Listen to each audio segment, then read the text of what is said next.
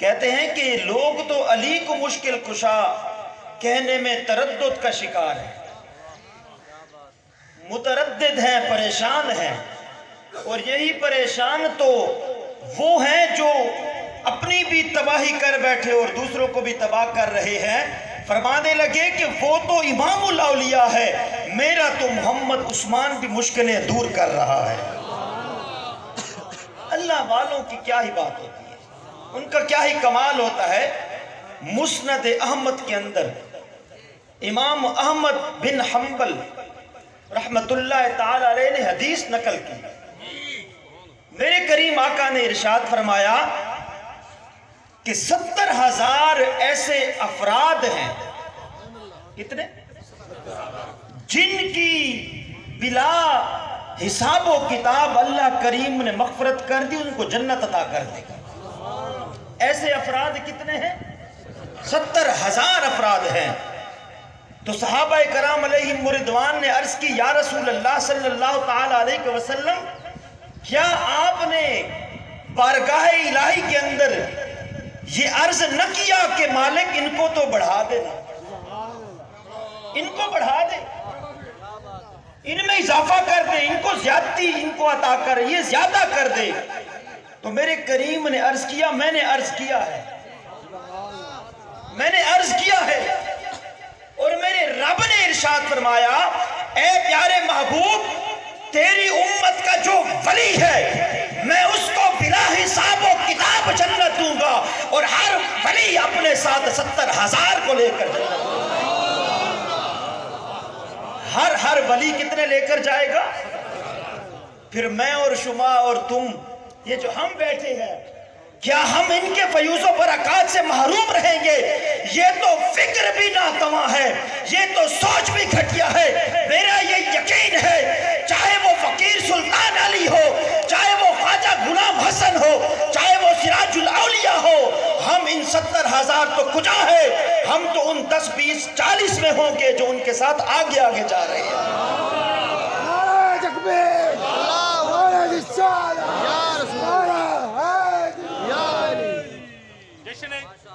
نعرہ تکبیر، نعرہ رسالت، نعرہ تحقیق، نعرہ حیدری، عظمت مصطفیٰ، شان مصطفیٰ۔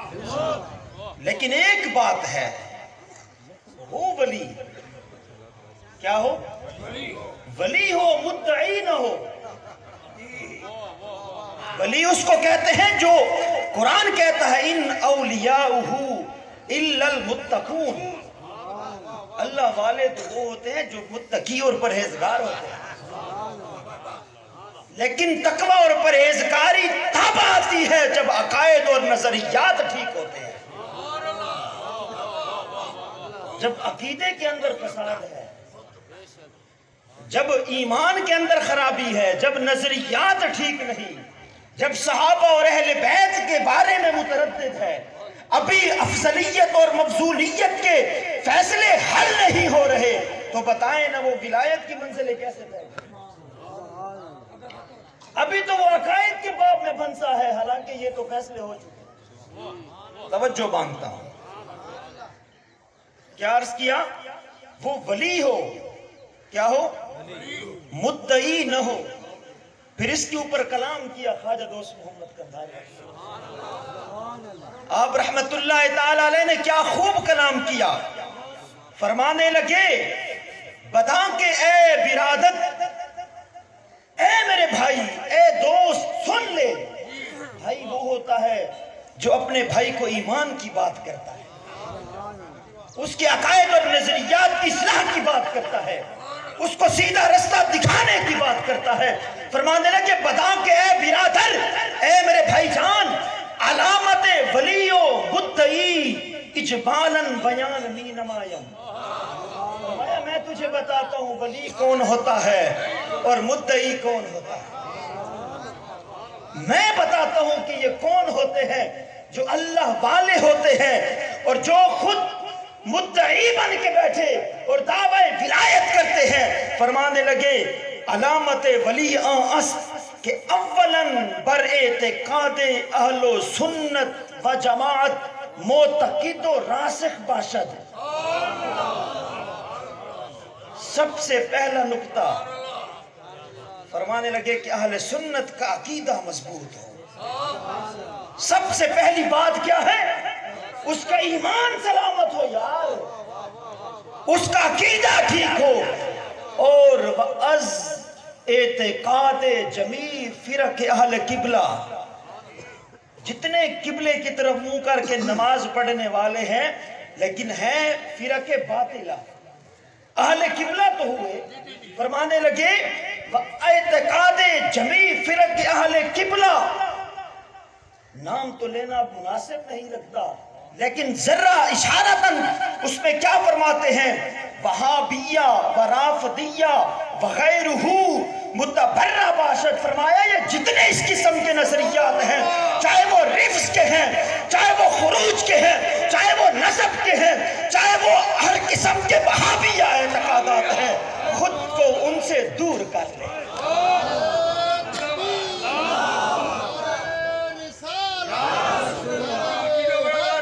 ایک بات خاص اگلی جو نکتے کے اندر ہے، ایک خاص بات ہے، وہ بھی سننے کے قابل ہے.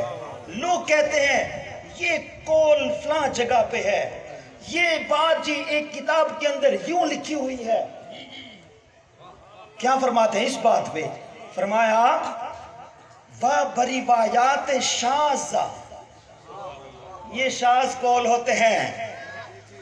یہ کیا ہوتے ہیں؟ یہ شاذ اقوال علماء کو پتہ ہے یہ کیا ہوتے ہیں.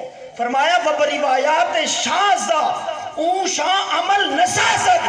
فرمایا جو کمزور روایتیں ہیں ان کو ایک طرف رکھے، جو 1400 سال کا عقیدہ ہے اس کے اوپر راسخ کر کے کھڑا. یہ ہوتا ہے ولی اللہ. نعرہ تکبیر، نعرہ رسالت، مسلک حق اہل سنت و جماعت، شان اولیاء. پھر لمبا کلام کیا، اس کے بعد مدعی کے بارے میں بات اور اس کی جو بربادی ہے اور اس کا جو فساد ہے، اس کے جو نقصانات ہیں، اس کے بارے میں کلام کرتے ہوئے فرماتے ہیں. فرمایا کہ الصحبت او، جو مدعی ہے، جو خود کو ولی کہتا ہے، حالانکہ خود کو ولی کہا نہیں جاتا، ولی خدا کی مخلوق کہتی ہے، بلکہ خدا خود کہتی ہے کہ یہ اللہ والا ہے اور اس کے عقائد اور نظریات ٹھیک ہونے چاہیے. فرمایا الصحبت او دور باشد.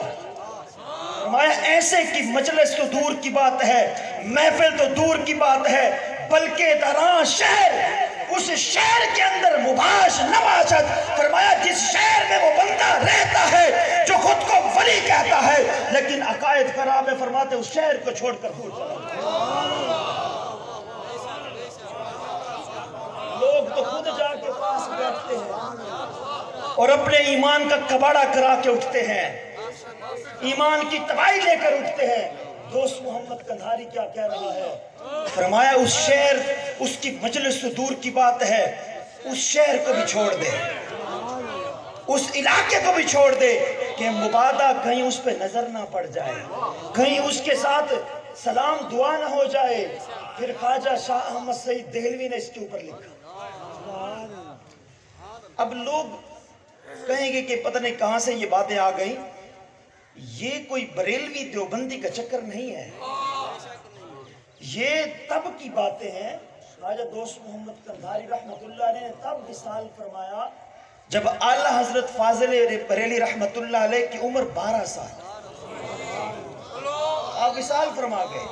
شاہ احمد سعید دہلوی رحمت اللہ علیہ جو کہ خواجہ دوست محمد قندھاری کے مرشد ہیں، وہ تب وصال فرما رہے ہیں جب اعلیٰ حضرت کی عمر 4 سال ہے اور مدینہ طیبہ. کہاں؟ مدینہ طیبہ. وہ اس کے اوپر بات کرتے ہیں. وہ فرماتے ہیں کہ جو اس قسم کا بندہ ہوتا ہے میں اللہ کی بارگاہ میں دعا کرتا ہوں الحذر الحذر ان لقائہم، اے میرے مالک مجھے یہ بندہ ملانا بھی نہیں، وَأَنْ رُؤْيَتِهِمْ، مالک مجھے یہ بندہ دکھانا بھی نہیں.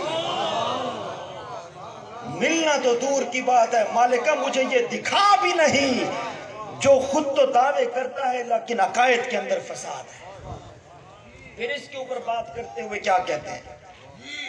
پھر لوگ کہتے ہیں جناب اس سے تو اس قسم کی باتوں کا صدور ہوتا ہے کہ بندہ حیران ہو جاتا ہے، کرامتیں دکھاتا ہے، ہوا میں اڑتا ہے۔ اس کے اوپر خواجہ دوست محمد قندھاری رحمت اللہ علیہ فرماتے ہیں، فرمایا ہوا میں اڑنا یہ تو پرندوں کا کام ہے، یہ کون سے کمال ہے؟ یہ تو پرندے اڑتے ہیں، وہ جی پانی کے اوپر چلتا ہے۔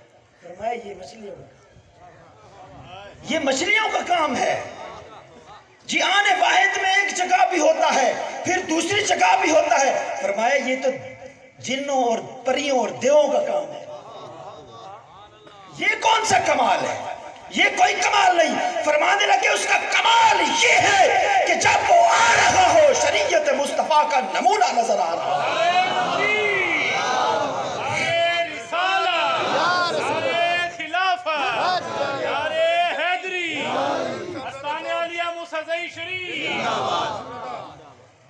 اس کا عمل، اٹھنا بیٹھنا چلنا پھرنا یہ میرے مصطفیٰ کے طریقے پر۔ فرمانے لگے اب ان دونوں میں سے جس کے پیچھے جائے گا اس کے فساد اور فائدہ کیا ہے، کیا فائدہ اور کیا نقصان؟ فرمایا اگر اس سے کسی قسم کی ایسی محیر العقول چیزوں کا اظہار نہیں ہوتا لیکن شریعت مطہرہ پر وہ ثابت اور سالم کھڑا ہے، عقائد اور نظریات میں وہ ٹھیک ہے، فرمایا یہ کم سے کم تجھے جنت کے دروازے تک لے جائے گا۔ کیا مطلب ہے اس بات؟ یعنی کہ جب تو دنیا سے جائے گا تو ایمان سلامت لے کر جائے گا۔ تجھے مانا تجھے جانا، نہ رکھا غیر سے کوئی کام، للہ الحمد میں دنیا سے مسلمان گیا۔ یہی کمال ہے کہ بندہ دنیا سے ایمان سلامت لے جائے۔ اگر ایمان سلامت لے گیا، امن اور عمل کے اندر فساد ہے، ایمان سلامت ہے، اس کے اندر کوئی پریشانی نہیں، کیونکہ میرے مصطفیٰ کا فرمان بڑے بڑے جلی حروف کے ساتھ مسجد نبوی شریف کے اندر لکھا ہوا ہے۔ میرے مصطفیٰ نے فرمایا شفاعتی لِأَهْلِ الْكَبَائِرِ مِنْ اُمَّتِي، میری امت کے جو بڑے بڑے گناہگار ہیں میں ان کی شفاعت کرنے والا ہوں، لیکن شرط کیا ہے؟ ایمان سلامت لے کر۔ ایمان جو سلامت نہ ہو تو حضور کو شفاعت کریں گے؟ پھر تو کئی گھوم رہے ہیں جو ایمان سے محروم۔ حضور کی شفاعت کا سزاوار اور حقدار ٹھہرے گا وہ جو بندہ مومن ہے، جس کا ایمان ہے۔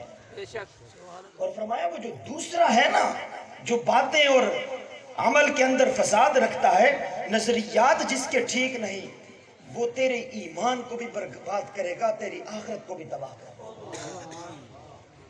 اب قیمتی چیز گاڑی ہے یا ایمان ہے؟ ایک بندہ پچھلے سال کھڑا ہوا ہندوستان کے اندر اور اس نے سپریم کورٹ کے اندر ایک مقدمہ دائر کیا، نام تھا اس کا سید وسیم رضوی۔ اس نے کہا کہ یہ قرآن جو ہے نا معاذ اللہ اس کے اندر خطا ہے۔ اس نے کیس دائر کر دیا۔ اب کچھ عرصہ ہوا ہے اس نے ہندو مذہب قبول کر لیا۔ یہ گمراہی تو بندے کو منزل تک پہنچاتی ہے نا، اگر گمراہی منزل تک لے کر جاتی ہے تو کیا ایمان بندے کو محروم رکھے گا؟ تو اب مجھے ایک بات بتائیں، وہ بھی کہتا ہے میں سید ہوں، وہ خود کو سید کہتا ہے، اب ہم کہاں پہ جائیں؟ جو ایک سید خود کو کہے اور بتوں کے آگے سر کو جھکانے والا، ہم کہاں جائیں؟ ہم کہاں جائیں؟ آپ مجھے بتائیں نا ذرا۔ یا علماء بیٹھے ہیں، سادات کا حیا تو لازم اور ضروری ہے۔ جس نے ایمان تو دور کی بات، جس نے کلمہ اسلام بھی چھوڑ دیا، مصطفیٰ جان رحمت کے رستے کو چھوڑ دیا، جن بتوں کو میرے آقا کعبے سے نکال رہے ہو، وہ ان کے آگے ماتھا ٹیک کے بیٹھا ہو، تو مسلمان کہاں جائیں؟ پھر کہا جاتا ہے سادات کا حیا کرو، احترام کرو، لیکن اب ہم کہاں جائیں؟ کچھ اس مسئلے کے اوپر بھی تو سوچنا چاہیے، کچھ تو سید کو بھی یہ دیکھنا چاہیے کہ میں کون ہوں بھلا۔ میری نسبت کہاں سے ہے؟ میں اکثر یہ کہتا رہتا ہوں کہ عام جو مسلمان ہے وہ میرے کریم آقا کے صحابہ کا حیا کرے گا بحیثیت مسلمان ہونے کے، لیکن جو سید زادہ ہے وہ دو طرح سے کرے گا۔ ایک تو میرے مصطفیٰ کریم کا رشتہ دار ہونے کی وجہ سے، حضور کی نسل ہونے کی وجہ سے بھی حیا کرے گا، دوسرا مسلمان ہونے کی وجہ سے بھی حیا کرے گا۔ سید دو مرتبہ حیا کرے گا صحابی، یہ حضور کا صحابی، اس کے نانے کا صحابی۔ میں اور تو حیا کریں گے بحیثیت مسلمانی کے، لیکن یہ رشتہ داری کے اعتبار سے، حضور کا صحابی ہونے کی وجہ سے، حضور کا دوست ہونے کی وجہ سے، حضور کے ساتھ تعلق ہونے کی وجہ سے وہاں پہ بھی حیا کرے گا، اور مسلمان ہونے کے اعتبار سے بھی حیا کرے گا۔ یہ سادات کے لیے لازم اور ضروری ہے۔ تو میرے دوست کیا فرمایا؟ ولی اور مدعی کے اندر فرق پہچان کے رکھو۔ پہلی بات جو حضرت خواجہ دوست محمد قندھاری نے لکھی وہ کیا ہے کہ اولاً اعتقاد بعقائد اہل سنت و جماعت، یہ عقائد ٹھیک ہو۔ ایک اور طرح سے سمجھا، حضور نے ہجرت فرمائی، معروف واقعہ ہے، اس کے اندر دو چیزیں، کیونکہ یہاں پر لوگ جو بیٹھے ہیں نا یہ خانقاہ والے اور اس چیز کو سمجھتے ہیں۔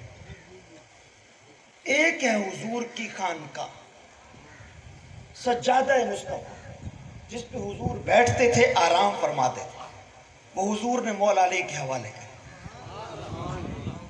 حضور نے اپنی خانقاہ کس کے حوالے کی؟ مولا علی کے حوالے کی، اور حضور نے اپنی ذات صدیق کے حوالے کی۔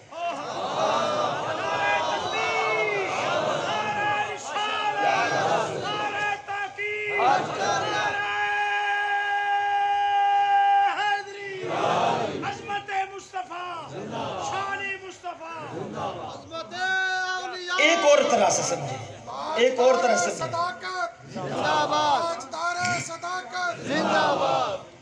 حضور نے خانقاہ کس کے حوالے کی؟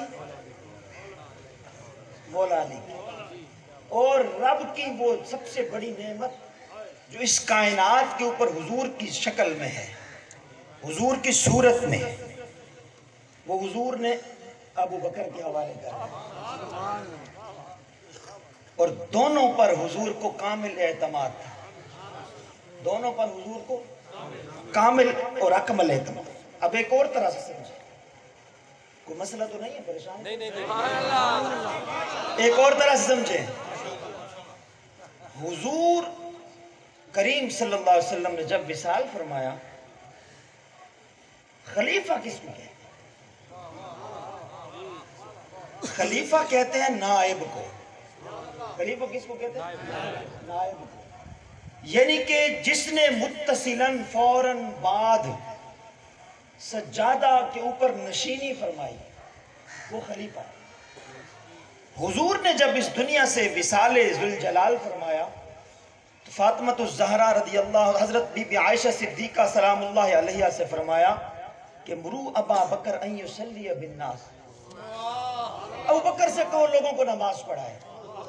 اب یہ جو روایت ہے، حضرت پیر محمد کرم شاہ نذیر رحمۃ اللہ نے اس کے اوپر کلام کیا، اور دوسروں کی کتابوں سے، حضرت امام حسن مجتبی کے حوالے سے، امام حسن مجتبی فرماتے ہیں کہ میرے بابا مولا علی مشکل کشا فرماتے تھے کہ جب حضور نے یہ فرمایا کہ مرو ابا بکر ان یصلی بالناس، فرماتے ہیں کہ میرے بابا نے کہا میں موجود تھا، ابو بکر تو تھا بھی نہیں، میں وہیں تھا، حضور کے سامنے کھڑا تھا، میں موجود تھا، ابو بکر نہیں تھا، لیکن حضور نے فرمایا ابو بکر نماز پڑھا۔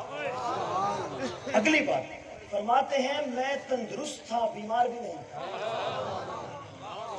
میں تندرست تھا، بیمار بھی نہیں تھا، میں موجود تھا، غائب بھی نہیں تھا، میرے ہوتے ہوئے میرے سامنے کریم نے فرمایا برو ابا بکر ان یصلی بالناس، ابو بکر سے کہو لوگوں کو نماز پڑھائے۔ حضرت مولا علی فرماتے تھے کہ جس کو میرے مصطفیٰ کریم نے امامت عطا کر دی، یعنی کہ جس کو اللہ کے نبی نے اپنا روحانی جان جانشین بنا دیا، ہم کیوں نہ پھر اس کو اپنا سیاسی جانشین مانے؟ حضور نے جو اس کو روحانی جانشین بنا دیا اور امام بنا کے ہمارے سامنے کھڑا کر دیا، تو پھر ہمیں تو کوئی مسئلہ نہیں۔